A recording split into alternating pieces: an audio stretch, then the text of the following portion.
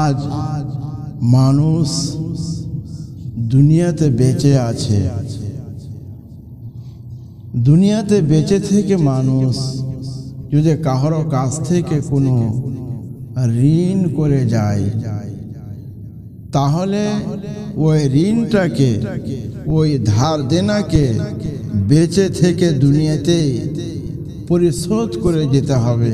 কারণ কাল কিয়ামতের ময়দানে এরকম হবে যে তার নেকি ওই ব্যক্তিকে দিয়ে দেওয়া হবে যার কাছ থেকে ঋণ নেবে। রাসূল আকরাম আলাইহিস সালাতু সালাম কি বলছেন এই সম্পর্কে?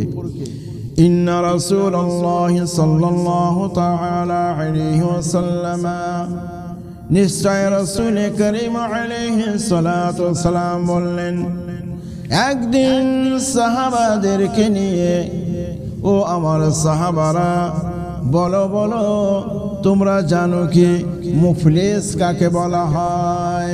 মুফলিস কথাটির অর্থ হচ্ছে গরিব ব্যক্তি, কাঙ্গাল ব্যক্তি কোনটি?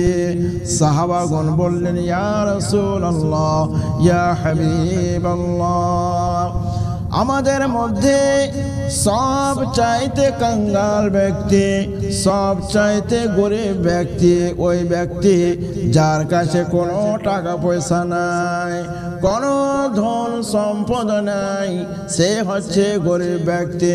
আকায়ে নামদার মাদানী তাজদার হুজুর আলাইহিস সালাতু সালাম বললেন, ও আমার সাহাবারা, শুনো শুনো, তোমরা যেটা ব্যাখ্যা দিলে সেটা নয়।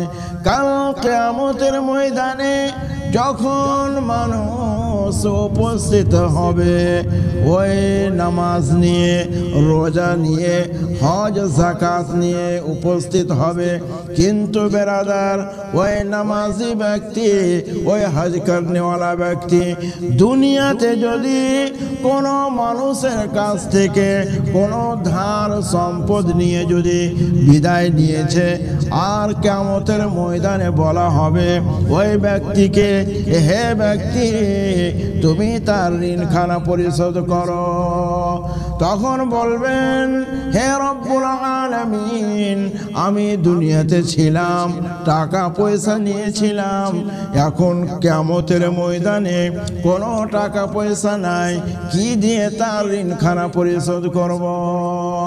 তখন আল্লাহ তাবারাক ওয়া তাআলা বলবেন, তুমি যে সমস্ত নেকি করে এসছো ওই নেকিগুলো ওদেরকে দিয়ে দাও যাদের কাছ থেকে তুমি ঋণ নিয়েছো। যখন এরকম করতে করতে তার কাছে আর কোনো নেকি থাকবে না, যখন শূন্য হয়ে যাবে, কোনো নেকি থাকবে না, তখন যাদের কাছ থেকে ঋণ নিয়েছে ওই সমস্ত ব্যক্তির যতগুলো গুনাহ রয়েছে ওর উপরে চাপিয়ে দেওয়া হবে। তাহলে বেরাদার, প্রকাশ্যভাবে বোঝা গেল দুনিয়াতে বেঁচে থেকে যতদিন থাকবেন ততদিন ঋণ মুক্ত হয়ে থাকবেন। আপনি কারো কাছ থেকে নিয়েছেন, তাকে দিয়ে তার কাছ থেকে ক্ষমা নিয়ে নিতে হবে, কিন্তু ঋণ নিয়ে যদি দুনিয়া থেকে বিদায় নিয়ে নাও, তাহলে কাল কিয়ামতের ময়দানে আপনাকে নেকি দিয়ে তার ঋণ পরিশোধ করতে হবে।